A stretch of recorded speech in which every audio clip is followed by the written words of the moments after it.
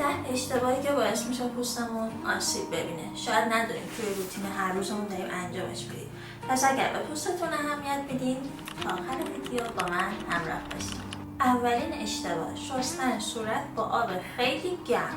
شستن صورتمون با آب گرم یا داغ باعث میشه که چربی طبیعی پوستمون رو از بین ببره و پوستمون خشک‌تر میشه و باعث ایجاد حساسیت میشه. همیشه از آب ولرم استفاده کنید. اشتباه دوم، خیلی‌ها فکر میکنن هرچی بیشتر لایه برداری کنن پوستشون شفافتر و صافتر میشه، در صورتی که پوست حساس‌تر و تحریک‌پذیرتر میشه. پس هفته 1 یا 2 بار لایه برداری کافیه. خب اشتباه سوم، نادیده گرفتن ضد آفتاب. خیلی‌ها فکر میکنن فقط باید تابستون ضد آفتاب بزنن یا مثلا زمانی که آفتابه مثلا صبح فقط بزنن و دیگه بعد از ظهر تمدیدش نکنن، در صورتی که اشعه مضر خورشید تو روزهای بارونی آفتابی زمستون هم هست. پس بهتره که هر روز ضد آفتاب استفاده کنید، چه روزهای ابری، بارونی، برفی، تابستون، زمستون استفاده کنید. ممنون. چهارمی میشه خوابیدن با آرایش. ببین آرایش یکی از بدترین اشتباهی اینه که شما با آرایش بخوابید. آرایش منافذتون میبنده و باعث جوش میشه، پیری زودرس میشه. بابا کاری نداره، یه پد و یه مسلارماته آرایشتو پاک کن، برو با شوینده ملایم صورتتو بشور. 5.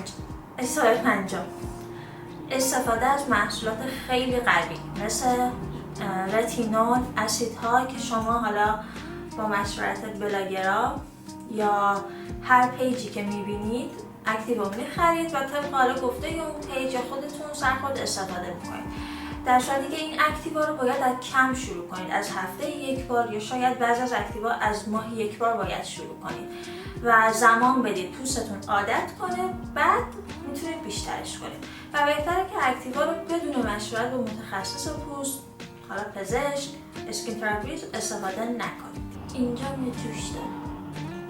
ششمی اینه که به جوشاتون دست نزنید، جوش رو فشار ندید. این پخش شدن باکتری باعث میشه که خب یه جوش جدید داشته باشید و باعث ایجاد لک میشه و زخم میشه. چه کاریه؟ اصلا به جوشاتون دست نزنید، زمان بدید اوکی میشه. اگر مراقبت دارید روتین پوستتون رو انجام میدید، یه پروسه 1 هفته بعد هفتم کم آبی بدن. ببین آبرسانی اصلا ربطی به محصولات داره یعنی میخوام بگم همش اون محصولاته نیست، به مقدار آبی که تو مینوشی هم خیلی بستگی داره. آبتو بنوش. آره دیگه، تو روتینت خب آبرسان که میزنی و باید حداقل روزی 8 تا 10 لیوان آب بخوری.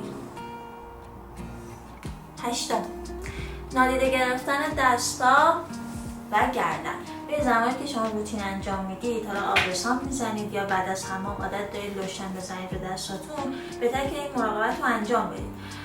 من خودم همیشه وقتی روتین انجام میدم آبرسان که میزنم یا ضد آفتاب حتی تا گردنم میام.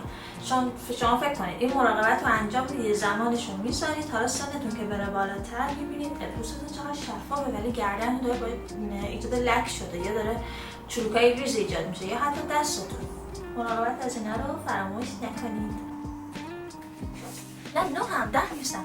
اشتباه 9، اینکه شما یه محصولی رو میخرید و ترکیباتش رو نمیخونید و محصولاتی که حاوی الکل و عطر قوی هستن، همون محصولی که بو میکنی میگی عجب عطری داره، همون عطر باعث ایجاد حساسیت میشه.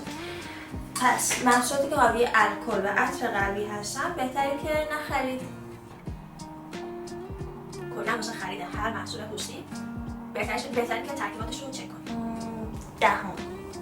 اینکه استفاده از محصولات نادرست، یعنی اینکه شما پوستتون خیلی چربه میایید از محصولات چرب استفاده میکنید.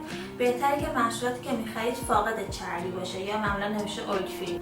خب امیدوارم که این نکات براتون مفید بوده باشه و اینکه ممنونم که این ویدیو رو دیدید. تو ویدیوهای بعدی قراره در مورد پوست کره صحبت کنیم. مرسی. خداحافظ.